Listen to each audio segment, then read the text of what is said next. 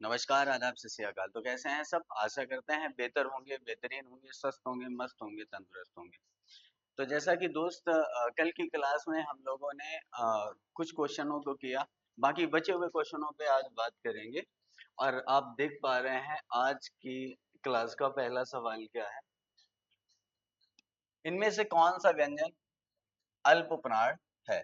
बेटा, अल्पप्राण के व्यंजन की अगर हम बात करें तो प्राणत्व के आधार पर, किसके आधार पर बच्चा?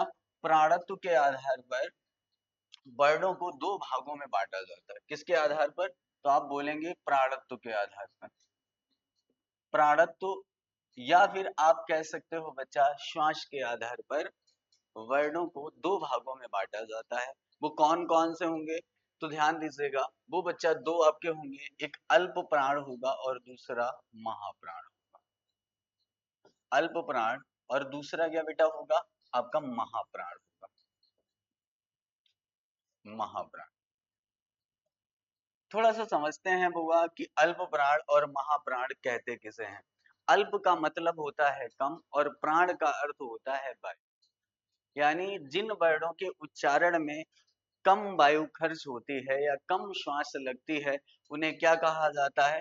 तो आप बोलेंगे अल्प प्राण कहा जाता है। यानी अल्प का बेटा मतलब क्या होता है? कम होता है। अल्प का मतलब कम, और प्राण का अर्थ बेटा क्या होगा? वायु या श्वास। वायु या श्वास, यानी जिन वर्णों के उच्चारण में कम श्वास लगती है उन्हें अल्प प्राण कहते हैं। और बेटा महाप्राण की बात करें तो महा का अर्थ होता है अधिक, और प्राण का अर्थ क्या होता है? प्राण का अर्थ क्या होता है बेटा? वायु होता है। यानी जिन व्यंजनों के या जिन वर्णों के उच्चारण में अधिक श्वास खर्च होती है उन्हें बेटा महाप्राण कहते हैं। चलिएगा बचा, अब यहाँ पे समझना ये है कि अल्प प्राण के अंतर्गत कौन कौन से आते हैं और महाप्राण के अंतर्गत कौन से आते हैं। बेटा अगर देखा जाए कि जो स्पर्श व्यंजन होते हैं, स्पर्श व्यंजनों की बेटा संख्या कितनी होती है? 25 होती है। स्पर्श व्यंजनों की संख्या कितनी होती है? 25 होती है बेटा, का से लेकर माँ तक। यानी इसमें 5 वर्ग होते हैं और 5 अक्षर होते हैं, प्रथमा, द्वितीय, तृतीय, चतुर्थ और पंचम। अगर बेटा हम अल्प प्राण की बात करें, किसकी बात करें? अल्प प्राण की बात करें तो बेटा इसमें आता है, इसमें कौन कौन से वर्ड आते हैं? तो आप बोलेंगे सर पहला, तीसरा और पांचवा। कौन कौन से आते हैं बेटा? पहला, तीसरा और पांचवा। और महाप्राण की बात करें तो आप बोलेंगे स्पर्श व्यंजन का दूसरा और चौथा। दूसरा और चौथा बेटा क्या होते हैं? महाप्राण होते हैं। सवाल कहता है अल्प प्राण, यानी वो वर्ड आपको निकालना है जिसमें कम वायु खर्च होती है। अच्छा बेटा, एक और इसका तरीका आप ढूंढ सकते हैं, यानी स्पर्श व्यंजन आप ट्रांसलेट करेंगे जिसमें बेटा एक लेटर बनेगा, जिसमें एक लेटर बनेगा वो बेटा आपका अल्प प्राण होगा। और जिसमें बच्चा दो लेटर बनेंगे, यानी अंग्रेजी में ट्रांसलेट करेंगे अगर दो लेटर बनेंगे तो बेटा महाप्राण होगा। देखते हैं, अल्प प्राण पूछा गया, अगर हम का की बात करें तो बेटा के एच हो जाएगा, यानी दो लेटर आए हैं यानी महाप्राण होगा। था की बात करें बेटा टी एच होता है, क्या होता है? टी एच होता है बेटा, ये भी क्या हो जाएगा? आपका महाप्राण हो जाएगा। चा की बात करें सी एच हो जाएगा, क्या हो जाएगा? C H. और फा की बात करें तो बेटा आप बोलेंगे पी एच हो जाएगा। अब आप बोलेंगे कि सर सभी वर्डों का जो ट्रांसलेट किया डबल आए, लेकिन ध्यान रखिएगा बेटा अगर हम चा की बात करें तो चा के बाद वाले में 3 लेटर आते हैं। कितने आते हैं? 3 लेटर आते हैं। और ये बेटा अगर हम बात करें तो ये जो चा वर्ग है ये किस में आता है? प्रथमा में आता है। किस में आता है बेटा? प्रथमा में आता है। और जैसा कि आपको पता है कि 1, 3 और 5, 1, 3 और 5 क्या होते हैं? अल्प प्राण होते हैं। तो बच्चा इसका सही जवाब क्या हो जाएगा? तो आपका जवाब होगा option C is the correct answer. इसका सही जवाब क्या होगा? C is the correct answer. आइएगा बेटा अगले सवाल पे बात करते हैं। अगला सवाल क्या है? हिंदी के स्पर्श व्यंजन के पांचवें वर्ग के दूसरे और चौथे वर्ड होते हैं। देखो बेटा क्या कहा गया है, जरा गौर करिएगा। हिंदी के स्पर्श व्यंजन, अगर हम हिंदी के स्पर्श व्यंजन की बात करें बेटा तो आप बोलेंगे कि 25 होते हैं। इनको वर्गीय और उदित व्यंजन भी कहा जाता है। 25 वर्ड होते हैं, का से लेकर कहां तक बेटा? का से लेकर माँ तक। का से लेकर कहां तक होते हैं बच्चा, का से लेकर मा तक। अब उसमें स्पर्श व्यंजन के पांचों वर्गों के दूसरे और चौथे, बेटा मैंने अभी आपको बताया था पांचों वर्गों में से दूसरे और चौथे जो वर्ड होते हैं वो क्या होंगे, वो महाप्राण होंगे। क्या होंगे बउआ, वो महाप्राण होंगे। तो ऑप्शन आपका कौन सा सही हो जाएगा, option V for Y is the correct answer हो जाएगा, यानी महाप्राण होंगे। आइएगा दोस्त बढ़ते हैं अगले सवाल पे। और अगला सवाल क्या है, अगला सवाल क्या है बच्चा, जरा गौर करेंगे। अगला सवाल है बेटा, अगला सवाल, निम्न लिखित व्यंजनों में कौन सा महाप्राण है। अब महाप्राण की अगर बेटा बात करें तो इसका के होगा अल्प प्राण हो जाएगा, इसका बेटा जी होगा अल्प प्राण होगा, इसका रा से डी होगा अल्प प्राण होगा। अगर ठा की बात करें तो बेटा टी एच होगा, यानी जिसमें दो लेटर बनेंगे वो बेटा क्या होगा, महाप्राण होगा। और महाप्राण कौन से होते हैं, स्पर्श व्यंजन के दूसरे और चौथे जो अक्षर होते हैं, द्वितीय और चतुर्थ अक्षर जो होता है वो बेटा महाप्राण होता है। इसका सही जवाब क्या हो जाएगा, option D is the right answer. आइएगा दोस्तों बढ़ते हैं अगले सवाल पे। महाप्राण ध्वनिया व्यंजन वर्ग में किससे संबंधित हैं। महाप्राण ध्वनिया वो इसमें पूछ लिया गया किससे संबंधित हैं, तो आप बोल देंगे ये जो ध्वनिया है दूसरे और चौथे से संबंधित है, यानी इसका सही ऑप्शन क्या होगा, इसका सही ऑप्शन दोस्त क्या होगा, तो इसका सही option C for cat is the right answer हो जाएगा।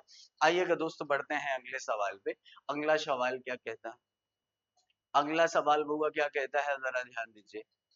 अगला सवाल है बच्चा, निम्न में से कौन सा एक अल्प प्राण ध्वनि है।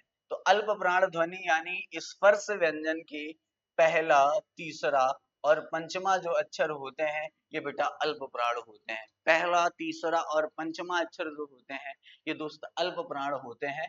और दूसरा एक बिंदु आपने ये समझा कि इनको ट्रांसलेट करेंगे, इनको ट्रांसलेट करेंगे बेटा, और ट्रांसलेट करने पर यदि अंग्रेजी का एक लेटर आता है तो बेटा वो क्या होंगे, अल्प प्राण होंगे। वो बच्चा क्या होंगे, अल्प प्राण होंगे। अगर हम बात करें के की तो अल्प प्राण होगा, खा की बात करें तो के एच यानी डबल आ गया, महाप्राण होगा। घा का अगर ट्रांसलेट करें जी एच होगा, डबल आ गया यानी महाप्राण होगा। और अगर धा की बात करें तो डी एच होगा, डबल आ गया। तो इसका सही जवाब क्या होगा बेटा, अल्प प्राण आपका का हो जाएगा। और ये का किस में आता है, ये प्रथमा अक्षर में आता है। अगला सवाल बेटा देखिए, शा शा सा के अंतर्गत आते हैं। तो ये जो बेटा शा शा और हा ये किसके अंतर्गत आते हैं, तो आप बोलोगे कि ये सर ऊष्म व्यंजन होते हैं। कैसे होते हैं, ये बेटा ऊष्म व्यंजन होते हैं। और इन व्यंजनों को ऊष्म संघर्षी भी कहा जाता है, ऊष्म संघर्षी व्यंजन के नाम से भी बेटा जाना जाता है। तो आइएगा बउआ इसका सही जवाब क्या हो जाएगा, ऊष्म व्यंजन हो जाएगा। Option D for dog is the right answer. चलिएगा बढ़ते हैं अगले सवाल पे। और अगला सवाल क्या कहता है,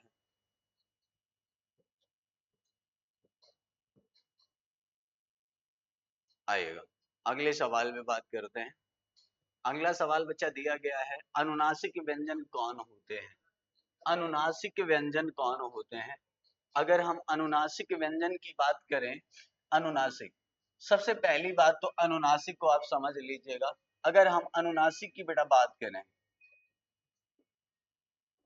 अनुनासिक या अनुनासिक को बेटा शानुनासिक के नाम से जाना जाता है। इसका दूसरा नाम क्या है बेटा, तो आप बोलेंगे सानुनासिक। कौन सा, सानुनासिक के नाम से आप जानते हैं। अब ये अनुनासिक और सानुनासिक अनुस्वार ये होते क्या है बच्चा, जरा समझिएगा। यानी मुख मुख और नाक से वायु निकलने के आधार पर इन वर्णों को डिवाइड किया गया है, अनुनासिक और निरनुनासिक के नाम से हम लोग जानते हैं। आइएगा अगर हम अनुनासिक की बात करें तो इसमें बच्चा जो वर्ड होते हैं, यानी श्वास की अगर बात की जाएगी मुंह और नाक से, किससे, मुंह और नाक से। तो बउआ ध्यान देना है क्या कि अगर हम बात करें अनुनासिक में, तो अनुनासिक में क्या होता है बेटा, मुंह से अधिक, मुंह से अधिक और नाक से कम।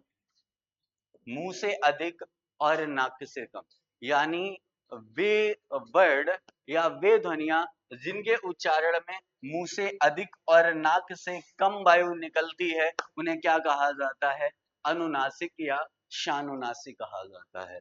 और ये जो अनुनासिक बेटा वर्ड होते हैं, ये स्पर्श व्यंजन का जो पंचमा अक्षर होता है, स्पर्श व्यंजन का जो पंचमा अक्षर होता है बेटा, कौन सा होता है? पंचमा अक्षर होता है, ये अनुनासिक होता है। क्या होता है? अनुनासिक। इसको अनुनासिक के नाम से जानते हैं या नासिक के नाम से जानते हैं। बात समझ पा रहे हो? पंचमा अक्षर होता कौन सा है? अमंगड़नम। कौन सा होता है बेटा? अमंगड़नम होता है। यानी या, वा, ड़ा, ना और मा। ये बेटा कैसे वर्ड हैं? तो आप बोलोगे कि ये जो सर वर्ड है ये अनुनासिक है, तो इसका बहुआ सही जवाब क्या हो जाएगा कि वर्ग का प्रथमाक्षर नहीं जी, वर्ग का तृतीय अक्षर नहीं, वर्ग का चौथा अक्षर नहीं, वर्ग का कौन सा पंचमा अक्षर होता है, ये बेटा अनुनासिक होता है। मैं आशा करता हूं यहां तक बात आप भली भांति समझ पाए होंगे। अगला सवाल कहता है अयोग्य कहा जाता है, अयोग्य कहा जाता है। अब बेटा अगर हम अयोग बा की बात करें तो थोड़ा सा गौर फरमाइएगा यहाँ पे। अगर हम अयोग बा की बात करें बेटा, अयोग बा की बात करें तो यानी अयोग बा किन शब्दों से मिलकर बना है? अयोग बा किन शब्दों से मिलकर बना है? तो आप बोलेंगे कि सर आ प्लस योग प्लस वा से, आ प्लस योग प्लस वा से मिलकर बना है अयोग भाव। समझिएगा, आ का अर्थ होता है नहीं या बिना। आ का अर्थ बेटा क्या होता है? आ का अर्थ क्या होता है? नहीं या बिना। और योग का अर्थ क्या होता है? जोड़ होता है। और वह का मतलब क्या होता है? वाहन करना या बेटा पालन करना। वाहन करना या बेटा क्या होता है? पालन करना होता है। यानी वे वर्ड जो बिना किसी योग के अपने कर्तव्यों का पालन करते हैं, अपने कर्तव्यों का वाहन करते हैं, उनको अयोग्यवाह कहा जाता है। आइएगा बेटा, ये तो इसकी परिभाषा हो गई, लेकिन इसमें पूछा गया है, ऑप्शन आपको क्या दिया गया है? यानी विसर्ग को, महाप्राण को, संयुक्त व्यंजन को, अल्प प्राण को। ये बेटा सारे गलत हो जाते हैं। महाप्राण यानी किसके आधार? प्राणत्व के आधार पर वर्डों को डिवाइड किया जाता है। संयुक्त व्यंजन यानी जो दो या दो से अधिक व्यंजनों से मिलकर बनते हैं उनको संयुक्त व्यंजन कहते हैं। महाप्राण की बात, सॉरी, अल्प प्राण की बात करें, ये भी श्वास के आधार पे या प्राणत्व के आधार पे। तो यहाँ पे सही जवाब क्या हो जाएगा बेटा? आपका विसर्ग को अयोग्यवाह कहा जाता है। अयोग्यवाह की संख्या बेटा कितनी होती है? अयोग्यवाह की संख्या कितनी होती है? तो बेटा हिंदी में दो होती है। हिंदी में दो होती है, कौन कौन सी? तो आप बोलेंगे कि सर अनुस्वार होता है और क्या होता है? विसर्ग होता है। अनुसार और बेटा क्या होता है? विसर्ग होता है। लेकिन अगर हम संस्कृत की बात करें बच्चा, संस्कृत की बात करें तो संस्कृत में अयोग्यवा की संख्या, अयोग्यवा की संख्या बहुआ कितनी होती है? 4 होती है। संस्कृत में अयोग्यवा की संख्या 4 होती है। हिंदी में अयोग्यवा की संख्या कितनी होती है? 2 होती है। यहाँ तक बात क्लियर है? और ध्यान दीजिएगा बेटा, अनुस्वार को यानी पंचमा अक्षर के स्थान पर, किसके? पंचमा, अगर हम बात करें पंचमा अक्षर के स्थान पे अयोग्यवा का प्रयोग यानी अनुसार का प्रयोग डॉक्टर भोलानाथ तिवारी ने किया। डॉक्टर भोलानाथ तिवारी ने किया। भोलानाथ तिवारी ने किया। किसने किया बच्चा? डॉक्टर भोलानाथ तिवारी। तो इसका सही जवाब क्या था बच्चा? Option A for Apple is the right answer. चलिएगा दोस्तों, बढ़ते हैं अगले सवाल पे। और अगला सवाल क्या कहता है, जरा ध्यान दीजिए। वर्णमाला किसे कहते हैं? एकदम बहुआ सा सवाल है, चिपका दीजिए कमेंट बॉक्स में, इसका सही जवाब क्या होगा। वर्णमाला किसे कहते हैं? ऑप्शन ए शब्द समूह को, ऑप्शन बी वर्णों के संकलन को, ऑप्शन सी शब्द गणना को, और ऑप्शन जो डी दिया गया है बेटा, ये एकदम परफेक्ट जवाब है, वर्णों के व्यवस्थित समूह को। यानी वर्णों के व्यवस्थित समूह को क्या कहा जाता है? वर्णमाला कहा जाता है। लेकिन वर्णमाला की एक बेटा और परिभाषा है, कामता प्रसाद गुरु के अनुसार। कामता प्रसाद, कामसा प्रसाद गुरु के अनुसार। बेटा कामता प्रसाद गुरु ने वर्णमाला को वर्णों का समुदाय कहा। क्या कहा बेटा? वर्णों का वर्णों का समुदाय, यानी वर्णों का समुदाय ही वर्णमाला कहलाता है। ये परिभाषा किसने दी? तो आपका जवाब होगा कामता प्रसाद गुरु का। आइएगा दोस्तों, बढ़ते हैं अगले सवाल पे। और अगला सवाल क्या है? हिंदी भाषा में कितने व्यंजन होते हैं? ऑप्शन ए कहता है 21, option B 33, option C 36, option D 40। लगा दो भैया, इसका सही जवाब क्या होगा? अगर हम बात करें हिंदी भाषा में व्यंजनों की जो संख्या होती है मेरे दोस्त, वो 33 होती है। कितनी होती है दोस्त? 33 होती है। 33 होती है। और इन 33 को बेटा 3 भागों में डिवाइड किया गया है। स्पर्श व्यंजन कौन कौन से होंगे? स्पर्श व्यंजन, स्पर्श, अंतस्थ, और बेटा तीसरा कौन सा हो जाएगा? तो आप बोलेंगे ऊष्म व्यंजन। इसका बच्चा सही जवाब क्या हो जाएगा? Option B for Y is the right answer हो जाएगा। चलिएगा दोस्तों, बढ़ते हैं अगले सवाल पे। अगला सवाल क्या कहता है? अगला सवाल है बच्चा, हिंदी वर्णमाला में वर्ण है। हिंदी वर्णमाला में वर्ण है। Option A, option A 50, option B 52, option C 54 और ऑप्शन डी 55। हिंदी वर्णमाला में बेटा अगर हम वर्णों की संख्या की बात करें तो बेटा इसमें ऑप्शन 52 दिया गया है। वैसे इस वर्तमान में हिंदी वर्णमाला में वर्णों की संख्या कितनी है? तो आपका जवाब बेटा 53 हो जाएगा। कितना हो जाएगा? 53 हो जाएगा। अभी एक मराठी भाषा से ला जोड़ दिया गया है। किस भाषा से बेटा? मराठी भाषा से ला जोड़ दिया गया है। तो इस समय हिंदी वर्णमाला में वर्णों की संख्या कितनी हो गई है बेटा? बढ़कर 52 से बढ़कर कितनी हो गई है? 53 हो गई है। ध्यान रखिएगा। अगला सवाल है बेटा, व्यंजन और स्वर के संयुक्त रूप को क्या कहते हैं? व्यंजन और स्वर के संयुक्त रूप को क्या कहा जाता है? वर्ड कहा जाता है, ध्वनि कहा जाता है, अक्षर कहा जाता या वाक्य कहा जाता? बेटा एक हम बिंदु लेते हैं वर्ड। अगर हम वर्ड की बात करें, वर्ड वर्सेस अक्षर, थोड़ा सा समझ लीजिएगा, मजा आएगा इसमें। अगर हम वर्ड की बात करें तो बच्चा आप लोगों ने पढ़ा होगा कि वे ध्वनियां जिनके टुकड़े नहीं किए जा सकते उनको क्या कहते हैं? उनको वर्ड कहते हैं। जिनके टुकड़े ना किए जा सके उन्हें वर्ड कहा जाता है। जिनके टुकड़े ना हो या टुकड़े ना किए जा सके, जिनके टुकड़े ना हो उनको बेटा क्या कहेंगे? उनको वर्ड कहेंगे। जैसे मैंने यहाँ पे लिखा, और वर्ड के अंतर्गत कौन से आते हैं? तो आपने ध्यान दिया होगा कि वर्ड के दो प्रकार होते हैं। एक होता है बेटा स्वर, और दूसरा क्या होता है बेटा? व्यंजन होता है। स्वर और व्यंजन ये बेटा क्या है? वर्ड है। जैसे मैंने बेटा लिखा आ, क्या आप आ के टुकड़े कर सकते हो? तो आप बोलोगे जी सर नहीं हो सकते। तो जिनके टुकड़े ना किए जा सके, जैसे व्यंजन में मैंने बेटा ले लिया का, तो ये क्या है? क्या आप इसके टुकड़े कर सकते हो? तो इसके टुकड़े कदापि नहीं कर सकते। तो ये क्या हो जाएगा? तो ये आपका वर्ड हो जाएगा। अब हम बात करते हैं अक्षर की। किसकी बात करते हैं? अक्षर की बात करते हैं। तो अक्षर बेटा ना क्षरत इति अक्षरा, यानी जिसका क्षरण ना किया जा सके उसको बेटा अक्षर बोलते हैं। लेकिन एक परिभाषा और है कि जिस बेध्वनि, बेध्वनि या कह सकते हैं आप दूसरे कंडीशंस में शाश्वर ध्वनि अक्षर कहलाती है। शाश्वर ध्वनि, शाश्वर ध्वनि अक्षर कहलाती है।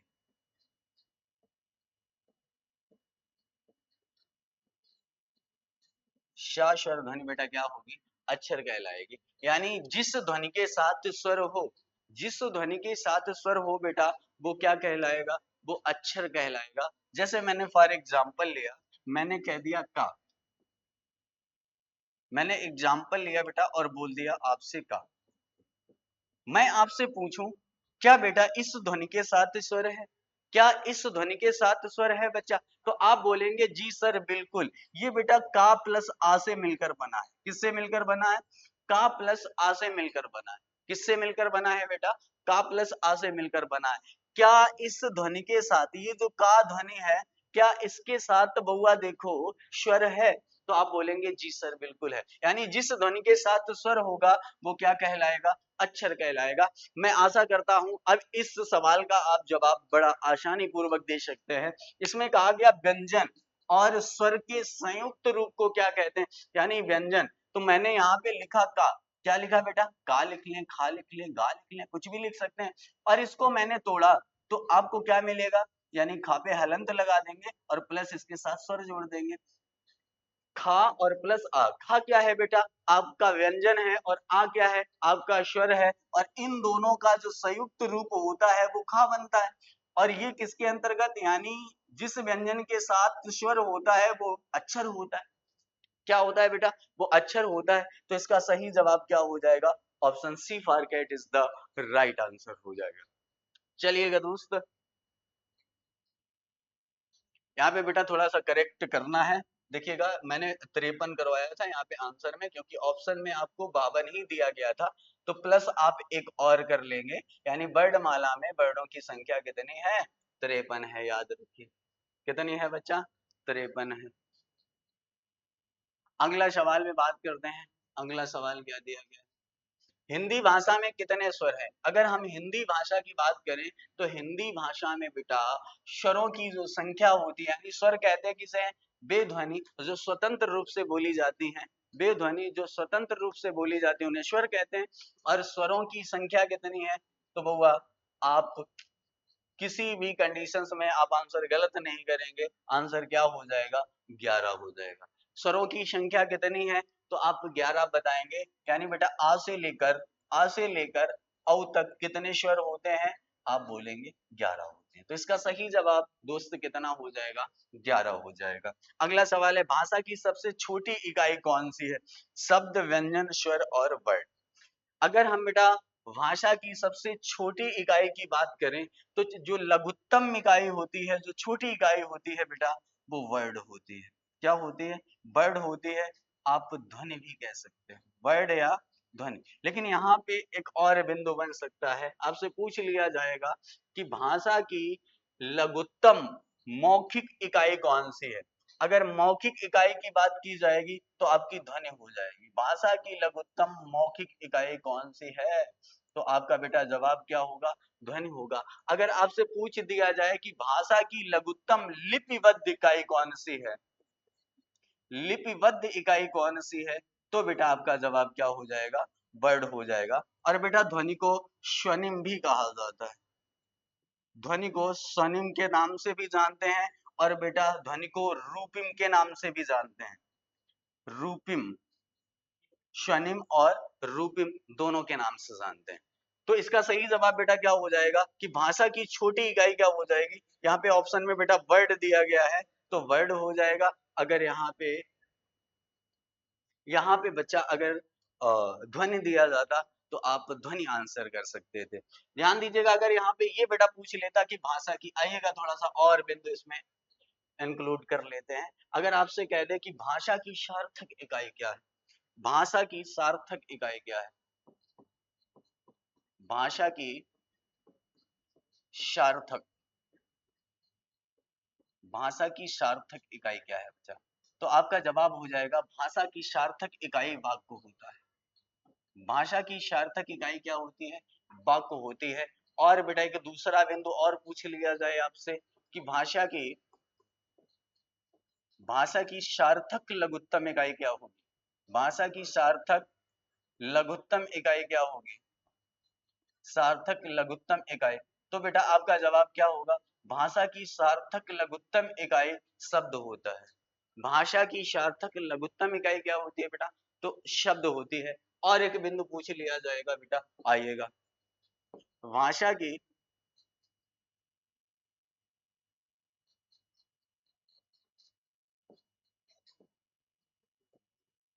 भाषा विज्ञान की दृष्टि से, भाषा विज्ञान की दृष्टि से, भाषा विज्ञान की दृष्टि से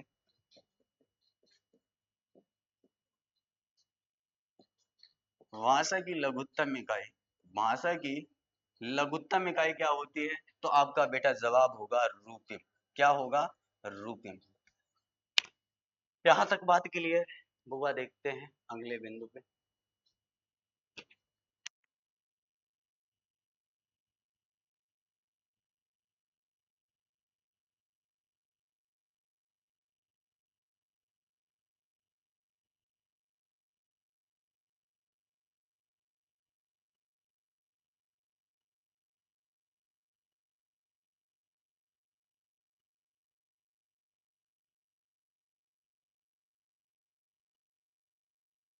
चलिएगा दोस्त, आज की क्लास में रखते हैं इतना ही, मिलते हैं नेक्स्ट क्लास में, तब तक के लिए सभी को जय हिंद, वंदे मातरम।